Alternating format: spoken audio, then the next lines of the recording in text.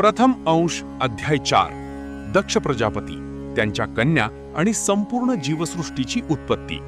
सृष्टीची निर्मिती पुढे चालू ठेवण्यासाठी ब्रह्मदेव अनेक प्रजापती निर्माण करतात. त्यांपैकी दक्ष प्रजापती हे अत्यंत महत्त्वाचे मानले जातात.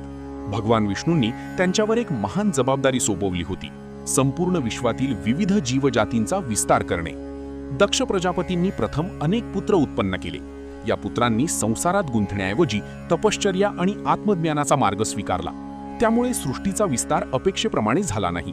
तेव्हा दक्ष प्रजापतींनी अनेक कन्या उत्पन्न केल्या आणि त्यांचा विवाह विविध ऋषी आणि प्रजापतींशी केला. या कन्यांपासून पुढे देव, दैत्य, दानव, नाग, पक्षी, पशु, गंधर्व आणि असंख्य जीवसृष्टीची निर्मिती झाली. कश्यप ऋषींचा विवाह. दक्ष प्रजापतींच्या अनेक कन्यांचा विवाह महान ऋषी कश्यप यांच्याशी झाला. कश्यप ऋषींना सर्व जीवसृष्टीचे जनक असेही म्हटले जाते. त्यांच्या प्रमुख पत्नी आणि त्यांच्यापासून निर्माण झालेली संतती पुढील प्रमाणे आहे. 1. अदिती. अदितीपासून आदित्य म्हणजे देवांचा जन्म झाला. यांच्यात पुढे भगवान वामन यांचा अवतार झाला. 2. दिती.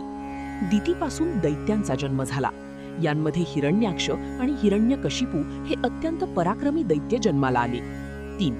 दनू. दनूपासून दानवांचा जन्म झाला. हे अत्यंत शक्तिशाली आणि मायावी होते. 4. विनता.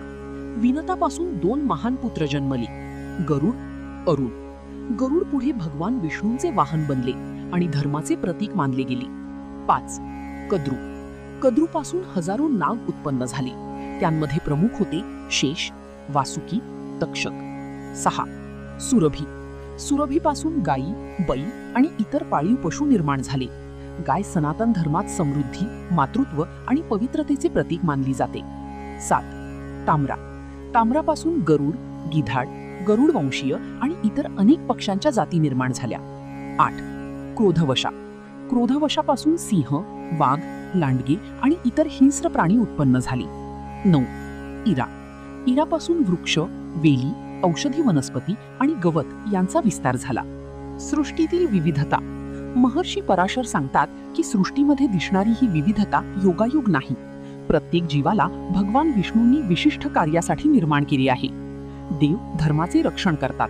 दैत्य पराक्रम आणि सामर्थ्याचे प्रतीक असतात. नाग पृथ्वीच्या संतुलनाशी संबंधित आहेत. पक्षी आकाशाचे प्रतिनिधित्व करतात. पशु मानवाच्या जीवनाला आधार देतात. वृक्ष आणि वनस्पती सर्व जीवांचे पालन करतात. सृष्टीतील प्रत्येक जीव परस्परांशी जोडलेला आहे. त्यामुळे कोणताही जीव तुच्छ नाही. कर्म आणि जन्म. या अध्यायात पराशर ऋषी पुन्हा कर्म सिद्धांत स्पष्ट करतात. जीव आपल्या पूर्वजन्मांतील कर्मांनुसार विविध योनींमध्ये जन्म घेतो. देवत्व, मनुष्यत्व किंवा इतर कोणताही जन्म हा कर्मांवर आधारित असतो. मनुष्याला मात्र विवेक दिला आहे. त्यामुळे तो आपल्या वर्तमान कर्मांनी भविष्य बदलू शकतो आणि मोक्षाचा मार्ग स्वीकारू शकतो. या अध्यायातील प्रमुख पात्रे: भगवान श्री विष्णू, दक्ष प्रजापती, कश्यप ऋषी, अदिती, दिती, दनू, विनता, कद्रू, गरुड, शेषनाग. मुख्य संदेश: संपूर्ण जीवसृष्टी एकाच दिव्य स्रोतापासून निर्माण झाली आहे.